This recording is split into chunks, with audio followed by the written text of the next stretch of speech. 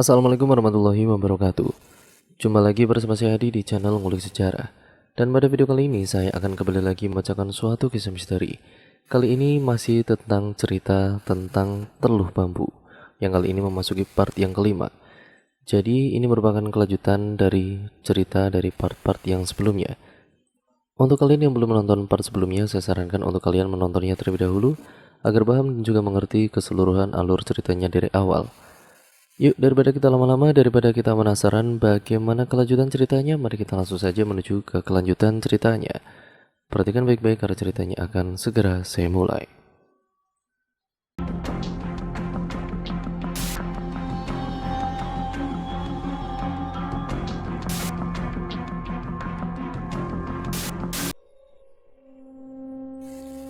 Retno kemudian membuka amplop berisi berkas yang baru saja ia terima dari petugas laboratorium di rumah sakit. Ia sudah berada kembali di ruangannya dan kini tengah fokus memeriksa hasil yang ingin dia ketahui. Cocok, alhamdulillah hasilnya cocok. Berarti Vano tetap akan bertanggung jawab atas bayi yang dikandung oleh Rere, gumam Retno. Berkas itu ia segera masukkan ke dalam amplop. Lalu setelahnya ia meraih tas dan juga ponsel sebelum meninggalkan ruangannya. Yanto membukakan pintu mobil saat melihat kedatangan Retno. Retno langsung masuk ke dalam mobilnya dan meminta Yanto untuk mengantarnya menuju rumah keluarga Adinata. Selama perjalanan itu berlangsung, Retno memotret kertas yang tadi dibacanya dan dikirimkan kepada Raja. Entah mengapa, ia merasa bahwa Raja harus tahu mengenai hasil tersebut. Mungkin karena dirinya ingin Raja menyampaikan kepada Syifa. Kemudian pesan dari ibu. Assalamualaikum nak, ini adalah hasil tes DNA prenatal yang ibu lakukan terhadap Rere pagi ini. Rere itu tadi datang ke rumah sakit bersama kedua orang tuanya karena ingin tahu bagaimana kondisi kehamilan Rere. Hal itu ibu gunakan sekalian untuk diam-diam melakukan tes DNA prenatal terhadapnya. Kebetulan, ibu punya sampel DNA milik Vano karena dia pernah melakukan pemeriksaan kesehatan di sini. Jujur saja, ibu rasanya tidak bisa menutup mata karena tahu bahwa Vano dan juga keluarga Bareksa menolak untuk bertanggung jawab atas kehamilan Rere. Ya, maka dari itulah sekarang ibu akan mengusahakan agar Vano bisa segera bertanggung jawab sebagai ayah dari bayi yang sedang dikandung oleh Rere. Nanti ibu kabari lagi, kamu harus selalu hati-hati saat bekerja, jangan lupa sholat tepat waktu. Retno kemudian kembali menyimpan ponselnya ke dalam tas setelah mengirim pesan pada Raja. Rumah keluarga Adinata telah terlihat olehnya. Yanto turun dari mobil dan memberitahu satpam yang berjaga bahwa Retno ingin bertemu dengan pemilik rumah. Tidak lama berselang, gerbang rumah itu pun akhirnya dibuka. Mobil yang Yanto kemudikan segera memasuki halaman rumah keluarga Adinata. Retno turun dari mobil lalu kemudian melihat bahwa dirinya sudah ditunggu oleh Mila dan Faris secara langsung. Assalamualaikum Pak Faris, Bu Mila. Maaf apabila kedatangan saya mengganggu aktivitas Anda berdua pada hari libur seperti ini, ujar Retno. Waalaikumsalam Bu Retno, mari silakan masuk ke dalam. Kami tidak merasa terganggu sama sekali kok dengan kedatangan Bu Retno. Terlebih jika ada hal yang mendesak yang mungkin harus segera Bu Retno sampaikan kepada kami, tanggap Mila ramah seperti biasanya. Mereka pun duduk bersama di ruang tamu.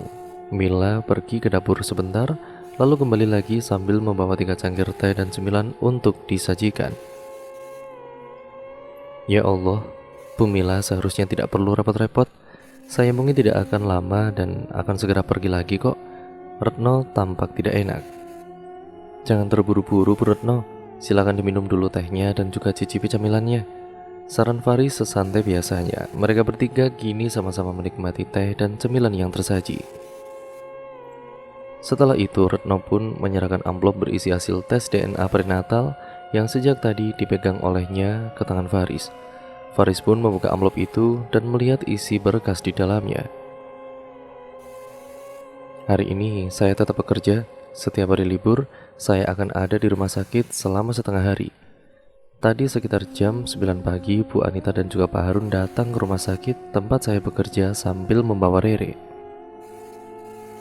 Mereka meminta saya untuk memeriksa kandungan Rere dan memberitahu mereka apakah kandungannya sehat serta baik-baik saja. Saya melakukan apa yang mereka inginkan, namun Rere tampaknya hanya menatap kosong seakan sudah tidak peduli dengan kehamilannya ataupun kedua orang tuanya. Maka dari itu, saya berinisiatif untuk melakukan tes DNA prenatal tersebut tanpa sepengetahuan Rere ataupun kedua orang tuanya. Saya merasa harus melakukan sesuatu agar hidup Rere tidak terombang-ambing dalam sesuatu yang tidak pasti. Vano Bareksa harus bertanggung jawab atas kehamilan Rere, dan untuk membuat dia mau bertanggung jawab, saya tentu butuh bantuan dari Pak Faris. Bukti yang saya dapatkan itu tentu saja tidak benar-benar cukup untuk memberikan tekanan pada keluarga Bareksa agar menyuruh putra mereka untuk bertanggung jawab. Mereka pasti akan bersikeras menolaknya. Terlebih saya sudah lihat sendiri bagaimana watak asli mereka semalam, jelas Retno. Faris dan juga Mila pun kini saling menatap satu sama lain setelah mendengar apa yang Retno jelaskan pada mereka. Ada pertimbangan yang tampaknya begitu dalam dari caranya menjelaskan soal hasil tes DNA prenatal tersebut. Kalau boleh tahu, mengapa Bu Retno akhirnya memutuskan untuk ikut campur dalam masalah ini? Jujur saja, kami berdua yang masih ada sangkut paut dengan keluarga Hardiman merasa takut untuk ikut campur ke dalam masalah ini. Kami sangat tidak ingin terjebak terlalu jauh. Mila mencoba menjelaskan balik kepada Retno. Saya paham dengan maksud yang Bu Mila katakan. Tapi andai Bu Mila tahu ataupun Pak Faris ada di posisi saya tadi pagi, ya maka Bu Mila dan juga Pak Faris akan langsung tahu bahwa Rere sudah benar-benar kehilangan keinginan untuk melanjutkan hidupnya. Wajahnya, ekspresinya, dan bahkan sikapnya benar-benar berbeda dari sosok Rere yang biasa saya lihat. Saya takut kalau pada akhirnya akan mendengar kabar bahwa dia melakukan aborsi atau memilih mengakhiri hidupnya. Terlebih, Retno mengeluarkan ponselnya dan memperlihatkan beberapa foto di sana kepada Mila maupun Faris. Saya menemukan itu di tubuh Rere, tepatnya pada bagian punggung yang selama ini tertutupi oleh pakaiannya. Saya yakin itu bukan hal yang baru terjadi, tapi sudah lama terjadi. Faris tampak marah luar biasa saat melihat foto-foto itu. Mila sendiri kini langsung memegangi dadanya akibat merasa syok. Retno sampai harus meraih tubuh Mila dan mendekapnya dengan erat. Astagfirullah, astagfirullah, ya Allah, kenapa harus terjadi hal semengerikan itu? Astagfirullah, ungkap Mila dengan perasaan yang sudah tidak menentu. Kurang ajar, benar-benar kurang ajar mereka berdua. Apa yang ada di pikiran mereka sampai di tubuh Rere terdapat bekas-bekas yang mengerikan seperti ini, geram Faris. Ya, telepon Rere ya, telepon dia sekarang, pinta Mila. Faris pun segera mencoba menelepon Rere, namun sayang teleponnya terus saja ditolak. Rere tampaknya tidak mau mengangkat telepon itu. Tidak diangkat Bu, ujar Faris. Kalau begitu coba hubungi dulu pengacara keluarga kita ya. Kita harus lakukan sesuatu agar Rere bisa keluar dari rumah itu lebih dulu. Kalau Rere sudah tidak bersama dengan mereka lagi, maka urusan yang lain akan menjadi jauh lebih mudah untuk diurus. Keluarkan dulu Rere dari sana. Tolong keluarkan dia sebelum dia berbuat sesuatu yang buruk. Mohon Mila. Itu benar Pak Faris. Sebaiknya lakukan sesuatu lebih dulu pada Rere. Baru setelah itu kita berurusan dengan keluarga Bareksa. Retno ikut setuju dengan keinginan Mila. Jonathan tiba di lokasi tempat mobilnya yang dipakai oleh Raja dan Siva, dan mobil milik Dudi terparkir. Beberapa orang anggotanya yang ikut dalam upaya penelusuran itu kini mengikuti langkah Jonathan yang akan memasuki area hutan. Jonathan berusaha menghubungi Siva agar bisa mendapatkan informasi tentang keadaan yang terjadi di dalam hutan tersebut. Halo, assalamualaikum Pak Jo, sapa Siva dengan suara amat lirih. Waalaikumsalam Dek Siva, kalian sudah ada di dalam hutan? Tanya Jonathan. Iya Pak Jo, kami sudah di dalam sini. Sekarang kami sedang melihat seseorang dukun yang tengah berupaya memulai lagi ritualnya.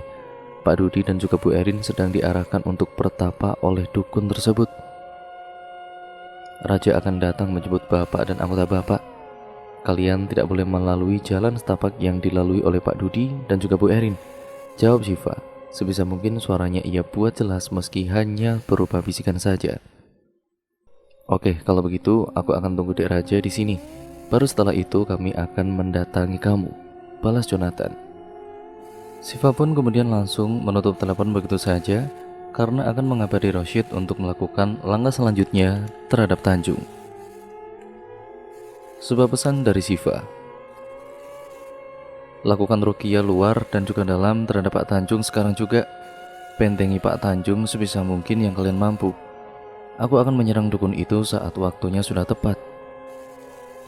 Kalau dirasa kamu dan juga Mika tidak cukup menerima bantuan, minta tolonglah kepada kedua adik Pak Tanjung yang ada di sana. Ingat, jangan biarkan Bu Rianti melihat prosesnya. Dia pasti tidak akan kuat.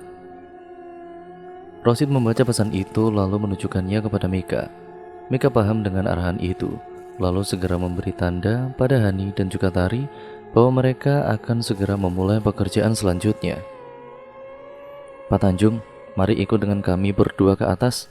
Kami akan melanjutkan pekerjaan kami untuk mengurus Pak Tanjung, ajak Rosyid. Jika tidak keberatan, Pak Reno dan juga Pak Riko boleh ikut dengan kami. Bantuan kalian akan sangat kami butuhkan, karena saat ini anggota kami yang bernama Pak Raja serta Pak Jo sedang tidak ada di sini untuk bisa memberikan bantuan, jelas Mika. Iya tentu, insya Allah kami tentu bisa ikut membantu, tanggap Reno dengan cepat. Bagaimana dengan aku, Dek? Apa aku boleh ikut juga ke atas? Tanya Rianti. Sebaiknya Bu Rianti di sini saja bersama dua rekan kami yang lain. Yang akan kami lakukan untuk mengurus Pak Tanjung kali ini jauh berbeda dengan saat kami membantunya mandi itu, jawab Rosyid. Itu benar Bu Rianti, sebaiknya Ibu di sini saja bersama kami agar semuanya bisa cepat diselesaikan dan Pak Tanjung bisa cepat dijauhkan dari ancaman teluh bambu yang mungkin saja akan kembali lagi. Tari ikut membujuk Rianti. Rianti akhirnya menuruti bujukan Tari, lalu kembali duduk di sofa bersama Rania dan Dira. Tanjung kini dipampa oleh Reno dan juga Riko menuju ke atas, sementara Rosyid dan juga Mika sudah lebih dulu tiba di sana untuk mempersiapkan apa yang mereka butuhkan. Nanti kalau Bu Rianti mendengar suara teriakan Pak Tanjung, jangan kaget ya Bu. Itu adalah hal biasa yang sering terjadi ketika kami sedang bekerja dan membantu korban teluh. Insya Allah Pak Tanjung akan baik-baik saja, karena kedua rekan kami akan membantu untuk membentengi diri Pak Tanjung dari luar maupun dari dalam, jelas Hani. Tapi kalau ternyata akan ada apa-apa pada suamiku bagaimana, Dek? Aku khawatir sekali, ungkap Rianti. Ibu tidak mau dukun yang saat ini sedang kita lihat ritualnya melalui layar laptop itu kembali menyerang Pak Tanjung, bukan? Ibu ingin semuanya kembali seperti biasa, kan? Kalau Ibu ingin semuanya selesai dan kembali seperti sedia kala, maka tolong abaikan saja suara teriakan Pak Tanjung yang akan terdengar sampai ke sini. Ini demi kebaikan Pak Tanjung dan juga Bu Rianti sendiri, jelas Tari agar Rianti paham dengan yang mereka kerjakan.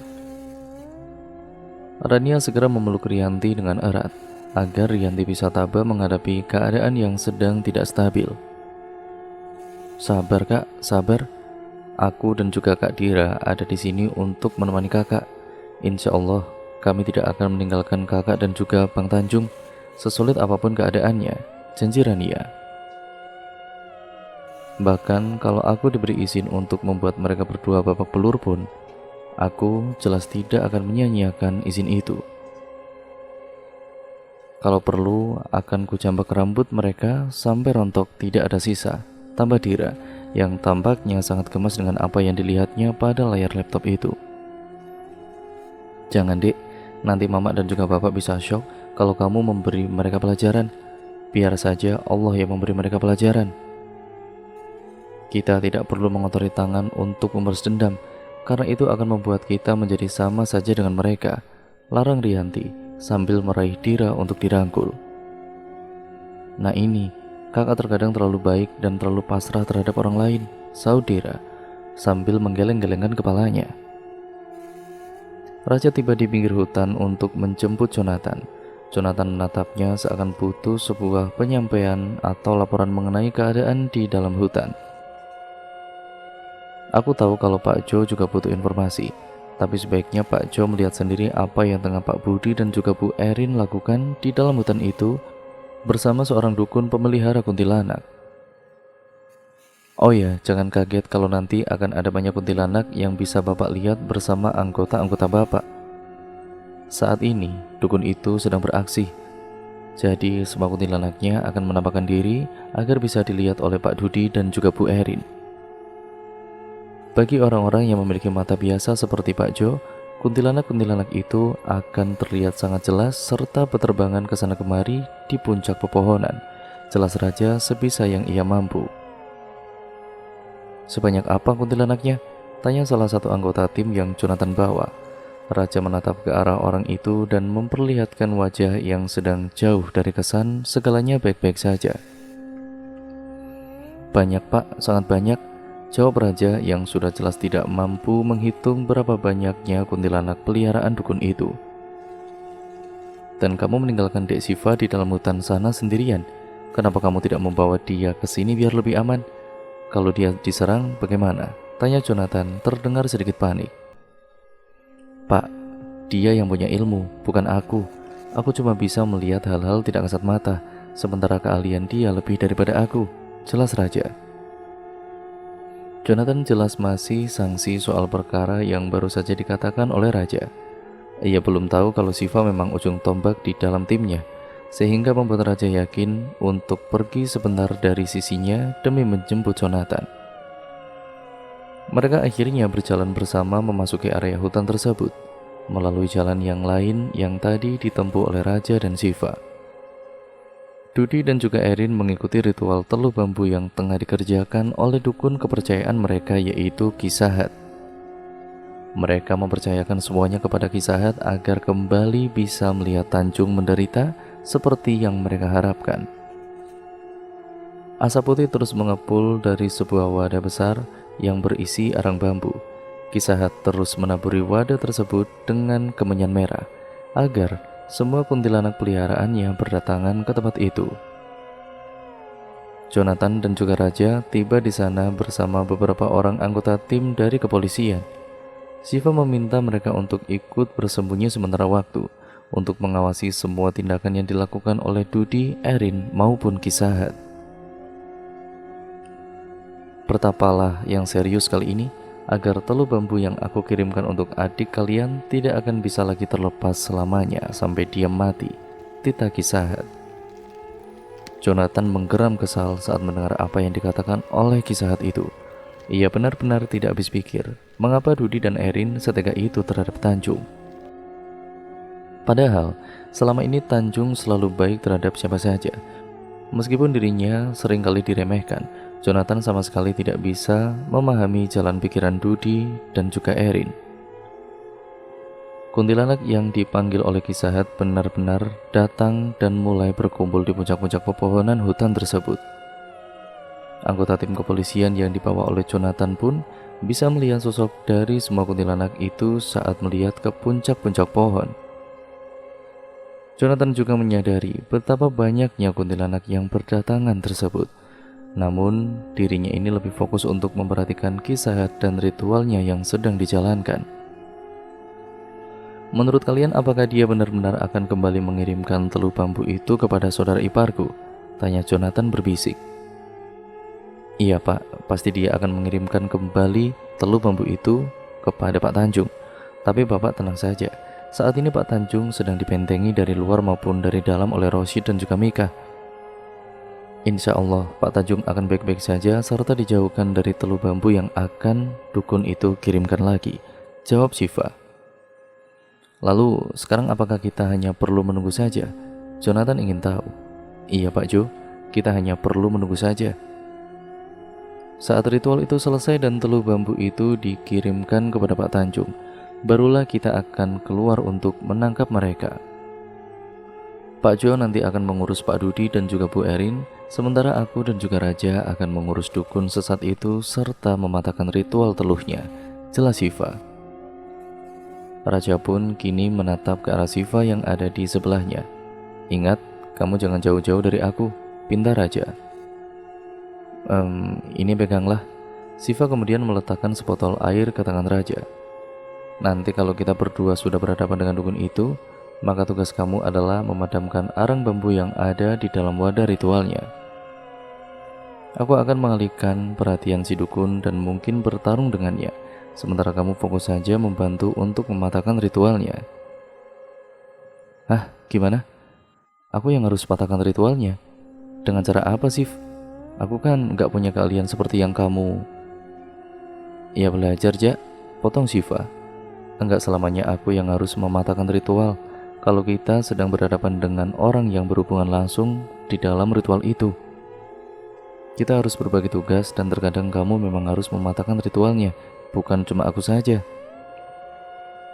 Raja jelas tidak bisa membantah apa yang Siva katakan saat itu. Dirinya adalah partner dari wanita tersebut, sehingga sudah jelas ada kalanya ia memang harus melakukan apa yang sering Siva lakukan. Kamu harus ajari aku caranya agar aku bisa mematahkan ritual itu, harap raja. Iya, Jak, insya Allah pasti akan aku ajari. Kuntilanak-kuntilanak yang sejak tadi bertengger di puncak-puncak pohon kini mulai berterbangan ke bawah, menghampiri Kisahat yang hampir menyelesaikan ritualnya. Hal itu membuat beberapa orang berusaha bersembunyi agar tidak diganggu oleh kuntilanak-kuntilanak yang turun tersebut. Kuntilanak juga bisa main keroyokan rupanya, desis Jonathan. Semua kuntilanak peliharaan Kisahat benar-benar berkumpul di tempat ritual berlangsung. Dudi dan juga Erin sampai hampir tidak terlihat oleh mereka yang sedang mengintai saat itu. Apa yang terjadi sekarang? Kenapa semua kuntilanak itu mendadak turun dari puncak-puncak pohon dan berkumpul di sana? Tanya Jonathan. Ritual itu sebentar lagi selesai, Pak Jo. Maka dari itulah semua kuntilanak peliharaan dukun tersebut turun ke bawah. Sebagian dari mereka akan menerima perintah untuk pergi ke rumah Pak Tanjung, seperti yang kami lihat kemarin saat baru tiba di sana, jawab Siva. Lalu, apakah semua kuntilanak yang akan diperintah itu benar-benar akan kembali berkeliaran di rumah saudara iparku lagi? Jonathan tampak resah. Insya Allah tidak, Pak Jo. Kami sudah membentengi halaman beserta rumah Pak Tanjung sejak pagi tadi. Insya Allah tidak akan ada yang bisa menembus pertahanan tersebut. Kini semuanya hanya bergantung pada usaha Rosyid dan juga Mika untuk membantu Pak Tanjung. Itulah yang paling terpenting. Siva pun kembali memperhatikan keadaan di tempat ritual dilakukan.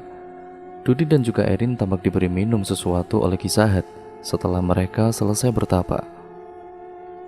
Ritual itu telah selesai dan Kisahat tampak sudah siap mengirimkan telu bambu kepada Tanjung lagi, orang yang menjadi sasaran utama bagi Dudi dan juga Erin. Beberapa gerombolan kuntilanak kini tampak kembali terbang mengiringi telu bambu yang dikirimkan oleh Kisahat. Siva pun langsung berlari menuju ke arah tempat melayangnya sebuah bambu yang sudah diritualkan tadi. Kemudian bersiap melemparkan pedang jenawi miliknya ke arah bambu yang melayang tersebut. Bismillahirrahmanirrahim, diri Siva dan plus dar. Telu bambu yang awalnya sudah hampir dikirim kepada Tanjung kini hancur lebur dan berhamburan di atas jalan setapak yang tadi dilewati oleh Dudi dan Erin. Kisahat, Dudi maupun Erin tampak sangat kaget saat hal itu terjadi. Pedang jenawi yang menghancurkan bambu melayang tadi kini kembali ke tangan Siva. Dudi serta Erin jelas merasa kaget saat melihat siapa yang telah menghancurkan telu bambu dengan sangat mudah. Kisahat pun maju untuk menghadapi Siva dengan wajah penuh amarah. Kurang ajar, siapa kamu? Berani-beraninya kamu menghancurkan hasil ritual yang sudah aku lakukan, bentak Kisahat. Aku? Kamu tidak perlu tahu siapa aku, jawab Siva. Raja segera mendekat ke arah wadah berisi arang bambu ketika Kisahat benar-benar teralihkan oleh keberadaan Siva saat itu. Intinya yang perlu kamu tahu adalah kamu tidak akan pernah bisa berhasil membuat Pak Tanjung menderita lagi seperti seminggu lalu. Kamu akan benar-benar berakhir di sini bersama ritual laknat yang kamu lakukan untuk manusia iblis yang suka menyiksa saudaranya sendiri seperti mereka berdua, tambah Siva seraya menunjuk ke arah Dudi dan Erin. Biur, brah. Wadah berisi arang bambu yang baru saja disiram oleh raja menggunakan air yang sudah didoakan langsung hancur dalam sekejap. Hal itu jelas membuat kisah Dudi dan Erin kembali dilanda rasa terkejut. Suara teriakan Tanjung benar-benar terdengar sangat keras dari lantai atas. Rianti sebisa mungkin menahan dirinya untuk tidak menyusul ke atas, demi bisa menyelesaikan semuanya hari itu juga. Dira dan Rania pun berupaya keras untuk terus membujuk Rianti agar bisa menguatkan diri. Kita lihat dan dengarkan saja apa yang sedang terjadi di hutan, Kak Rianti. Hal itu mungkin akan bisa mengalihkan rasa kalut di hati kakak akibat mendengar teriakan Bang Tanjung, saran Rania. Seraya mengusap-ngusap punggung Rianti dengan lembutnya. Nafas Tanjung tampak terputus-putus saat upaya ruqyah itu masih berjalan. Riko dan juga Reno masih berupaya untuk menahan tubuhnya agar tidak memberi perlawanan meskipun terasa sangat menyakitkan. Aku sudah tidak kuat, Dek, ucap Tanjung terbata-bata. Sabar Bang, ini sudah setengah jalan. Apa yang Dek Rosyid dan juga Dek Mika upayakan untuk Abang tidak bisa dihentikan begitu saja, tanggap Riko. Benar itu Bang, kalau tidak benar-benar tuntas, lalu apa gunanya mereka membantu Abang saat ini? Pikirkan Kak Rianti Bang, pikirkan juga anak-anak Abang yang saat ini sedang kuliah di luar kota. Mereka butuh Abang. Mereka tidak ingin kehilangan Abang dengan cara yang tragis. Mereka akan bersedih seumur hidup jika Abang menyerah sekarang. Lagi pula, kami ada di sini untuk membantu Abang. Abang tidak sendirian. Bagilah dengan kami keluh kesah Abang, karena kami juga tidak mau kehilangan Abang, ungkap Reno sambil mencoba menahan air matanya. Riko juga berupaya untuk tidak menangis. Baginya Tanjung harus terus dikuatkan agar bisa melewati semua proses ruqyah yang sedang berjalan saat itu. Jadi jika Tanjung melihatnya menangis bersama Reno, sudah jelas Tanjung akan menjadi tidak kuat dan akan selalu ingin menyerah. Abang mungkin banyak salah pada Bang Dudi, Dek. Mungkin Abang buat salah padanya tanpa Abang sadari, makanya Bang Dudi marah pada Abang sampai seperti ini.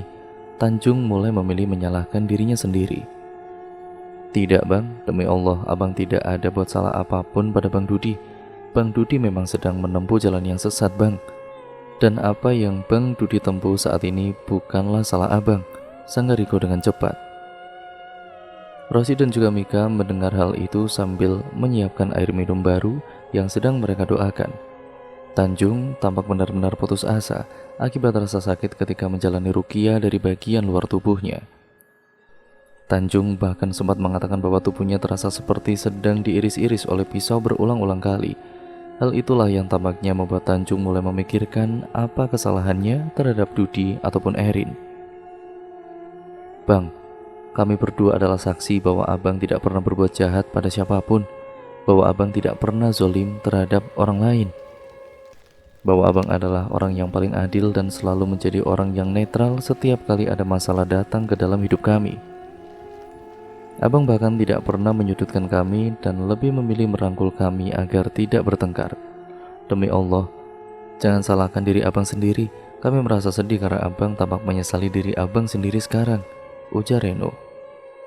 Rosyid pun kemudian mendekat bersama Mika, lalu menyodorkan air minum yang sudah selesai didoakan kepada Tanjung. Ini adalah upaya terakhir Pak Tanjung. Silakan airnya diminum sampai habis dan jangan lupa baca bismillah terlebih dahulu, ujar Rosyid. Benar-benar yang terakhir, Dek? Tanya Tanjung.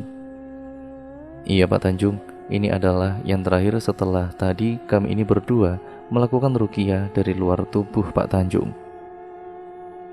Sekarang saatnya kami meruqyah bagian dalam tubuh Bapak agar semua yang dikirimkan oleh dukun itu benar-benar bisa keluar dan tidak lagi bersarang di dalam tubuh Bapak, jawab Mika meyakinkan Tanjung untuk segera meminum airnya. Tanjung pun kemudian meminum air tersebut setelah membaca bismillah. Ia menandaskannya hanya dalam waktu kurang dari 1 menit. Setelah air tersebut habis, Rosyid kembali menerima gelas yang sudah kosong dari tangan Tanjung, kemudian segera beralih ke bagian belakang tubuh pria itu. Tanjung pun mulai memuntahkan sesuatu yang tampaknya memang harus keluar dari dalam tubuhnya itu. Mika menada dari bagian depan, sementara Riko dan Reno masih menahan tubuh Tanjung sekuat tenaga. "Keluarkan Pak Tanjung, keluarkan dan jangan ditahan," perintah Mika. "Wah." Wajah Pak Tanjung sudah memerah, dan itu memerah luar biasa saat mengeluarkan sesuatu dari dalam tubuhnya tersebut. Mika mulai membantu menarik benda yang keluar dari kerongkongan dan mulut Pak Tanjung saat benda itu sudah terlihat olehnya. "La ilaha illallah, ayo bang, terus keluarkan bang," dukung Reno. "Wah." Mika sudah menarik setengahnya benda yang Pak Tanjung muntahkan. Riko dan juga Reno jelas merinding saat menyadari kalau benda yang keluar dari tubuh kakak mereka itu berbentuk bambu yang memiliki duri-duri tajam. Mereka tidak bisa membayangkan betapa sakitnya yang Tanjung rasakan pada saat itu. Mereka hanya bisa berharap bahwa semuanya akan segera berakhir. "Sedikit lagi Pak Tanjung, terus Pak, jangan menyerah," Mika kembali memberikan arahan. "Wah, Allahu Akbar," terdengar teriakan Rianti, Dira, dan Rania dari lantai bawah. Bambu berduri itu akhirnya benar-benar bisa keluar sepenuhnya dari dalam tubuh Tanjung, bersamaan dengan suara teriakan Rianti dan Rania barusan.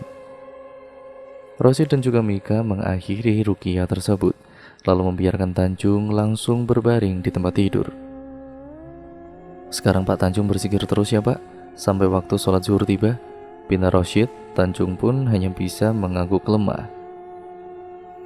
Sementara itu Riko dan juga Reno keluar dari kamar tersebut dan mencoba melihat ke lantai bawah.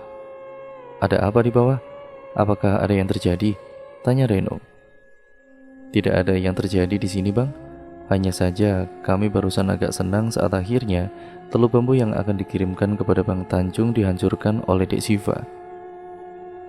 Dan wadah ritual yang digunakan si dukun itu dihancurkan oleh Dek Raja," jelas Dira sambil menunjuk ke arah layar laptop. Reno dan juga Riko pun tampak bernapas lega saat tahu bahwa teriakan lantang tadi adalah teriakan karena sudah ada kemajuan untuk Tanjung. Rosi dan juga Mika masih berada di dalam kamar Tanjung. Mereka kini sedang membereskan semuanya agar tidak ada yang berantakan saat waktu sholat zuhur tiba.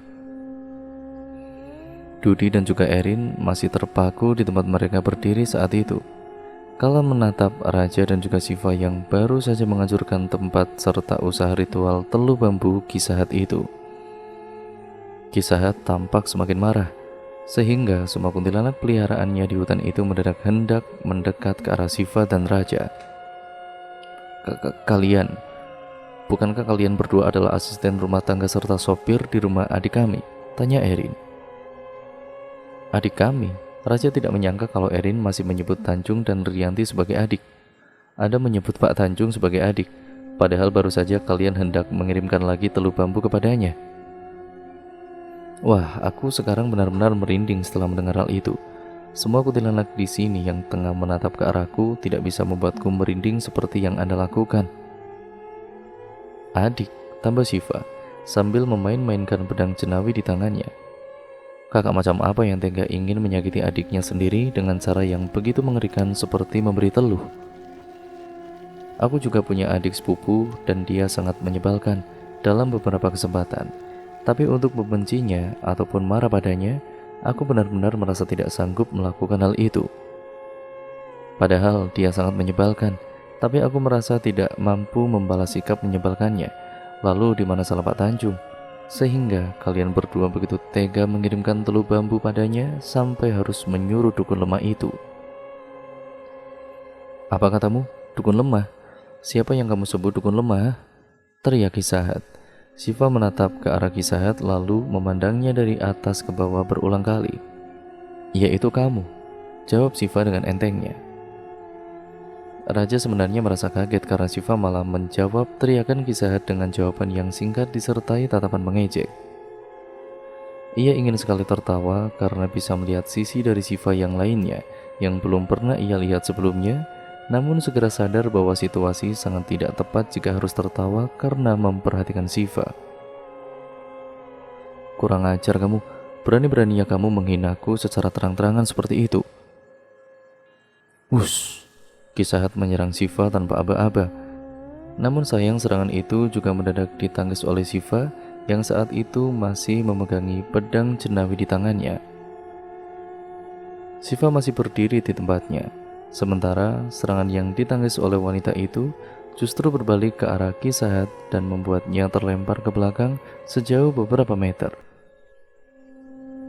Setelah Ki Sahat tumbang untuk sementara waktu, tatapan Siva pun kembali terarah kepada Budi dan juga Erin.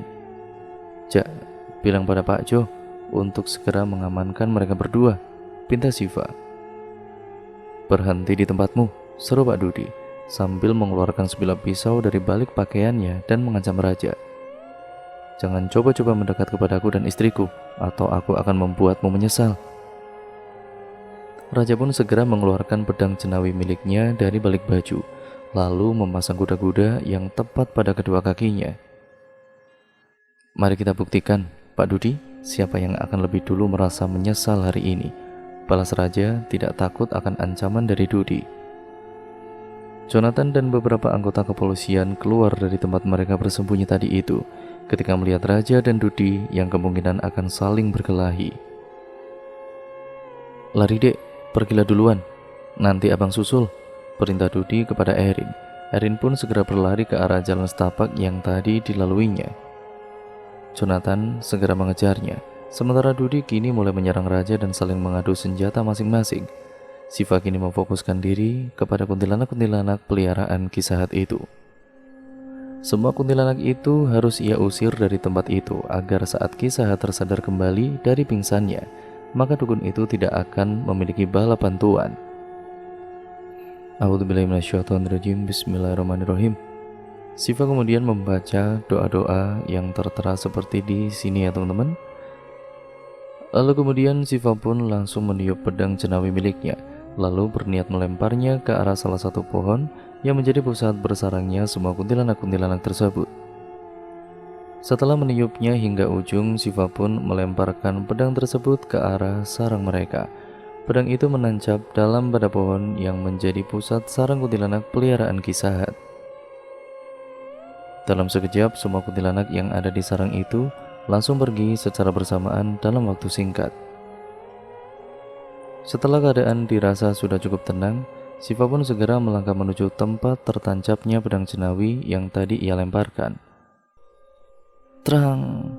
Dudi berupaya menahan serangan dari Raja yang sejak tadi tidak pernah berhasil ia serang balik.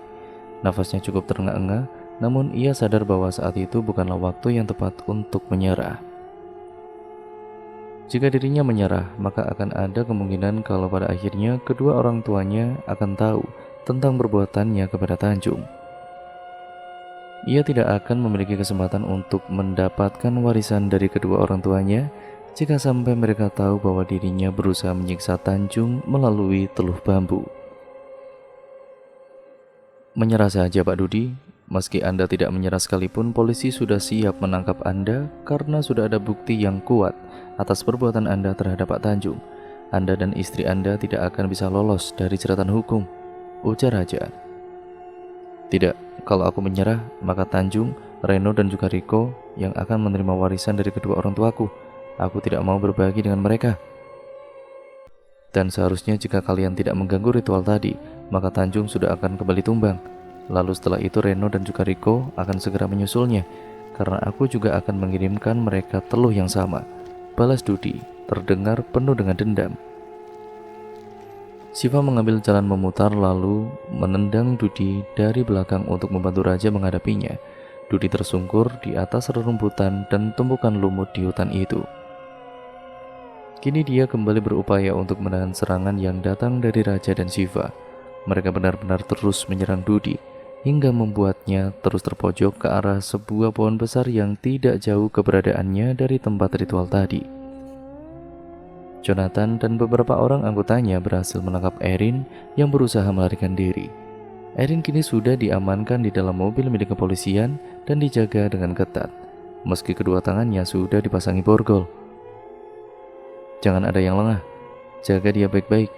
Aku akan masuk kembali ke dalam hutan untuk membantu kedua anak muda yang masih menghadapi dukun serta Pak Dudi," ujar Jonathan. "Siap, Komandan," jawab beberapa orang dengan kompak dan tegas. Jonathan pun segera kembali masuk ke dalam hutan bersama 3 orang yang tidak mendapat tugas untuk menjaga Erin. Mereka melihat dari kejauhan bahwa Kisahat masih pingsan, sementara Raja dan juga Shiva tengah berusaha memojokkan Dudi. Perkelahian yang melibatkan adu pedang dan pisau itu membuat Jonathan terdiam selama beberapa saat. Ia tidak pernah berpikir bahwa Raja ataupun Shiva juga punya keahlian berkelahi seperti yang sedang dilihatnya. Kenapa anak-anak muda ini tidak bergabung saja dengan kepolisian jika memang mereka punya banyak keahlian seperti yang aku lihat saat ini? Kenapa mereka justru malah bergulat untuk mengurus perkara teluh dan malu-malu gaib? Pikir Jonathan benar-benar merasa tidak paham. Dan cerita pun akhirnya bersambung lagi ke part yang selanjutnya, yaitu part yang ke-6 yang sekaligus menjadi part terakhir dari keseluruhan alur ceritanya teman-teman. Jadi untuk kalian yang penasaran bagaimana akhir dari kisah ini, makanya tetap stay tune terus di channel ini ya teman-teman. Jangan lupa like, komen, dan share serta subscribe dan juga nyalakan tombol lonceng notifikasinya agar kalian tidak ketinggalan video terbaru selanjutnya dari channel ini. Sekian dan terima kasih, video ini saya akhiri, kurang lebihnya mohon maaf. Sampai berjumpa di video terbaru selanjutnya. Wassalamualaikum warahmatullahi wabarakatuh.